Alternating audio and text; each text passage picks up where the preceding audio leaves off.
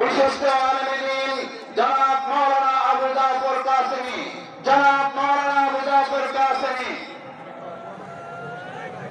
আসসালামু আলাইকুম ওয়া রাহমাতুল্লাহি ওয়া বারাকাতুহু। আজকের এই জাতীয় মহাসমাবেশের সম্মানিত সভাপতি ডাক্তার শফিকুর রহমান, মঞ্চে উপবিষ্ট জাতীয় নেতৃবৃন্দ, বাংলাদেশের দূর দূরান্ত থেকে আগত সংগ্রামী ভাইরা আমার, আমরা এদেশে অনেকের শাসন দেখেছি, শোষণ দেখেছি। আমরা এদেশে সোনার বাংলার শাসন দেখেছি, সবুজ বাংলার শাসন দেখেছি, জয় বাংলার শাসন দেখেছি। কোন শাসন এদেশের জনতার জান মালের নিরাপত্তা দিতে পারেনি, কথা ঠিক না বেশি। আজকে আমাদের সময় এসেছে, আজকে আমরা ঐক্যবদ্ধ ভাবে এ দেশে গণমানুষের জান মালের নিরাপত্তা দেওয়ার জন্য, এদেশে ইসলামী হুকুমত কায়েম করার জন্য সকলেই ঐক্যবদ্ধ প্রচেষ্টা চালাবো ইনশাআল্লাহ।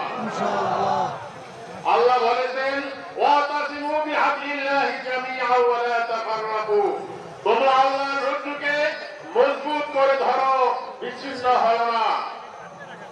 আমাদের দেশের যুগশ্রেষ্ঠ বুজুর্গ বানিয়ে খেলাফত হযরত হাফিজ হুজুর রহমাতুল্লাহ আলাইহি ঐক্যের একটি ফতোয়া দিয়েছিলেন, এক হও নেক হও, কথা ঠিক না বেটি?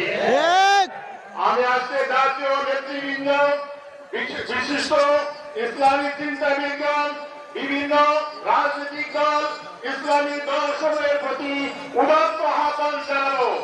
আমরা পিছনে সকল মতভেদ ভুলে গিয়ে, সকল ইখতিলাফ ভুলে গিয়ে এদেশে মানুষের জান মালের নিরাপত্তার জন্য সেই মদিনার সনদ হযরত মুহাম্মদুর রাসূলুল্লাহ সাল্লাল্লাহু আলাইহি ওয়াসাল্লাম কর্তৃক যে ইসলামী রাষ্ট্র ব্যবস্থা, সেই রাষ্ট্র ব্যবস্থা কায়েম করার জন্য আমরা মাঠে ঝাঁপিয়ে পড়বো ইনশাআল্লাহ।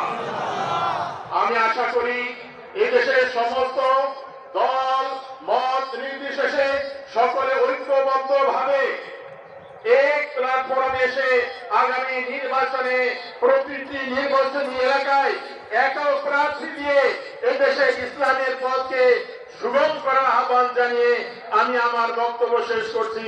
আসসালামু আলাইকুম ওয়া রাহমাতুল্লাহ।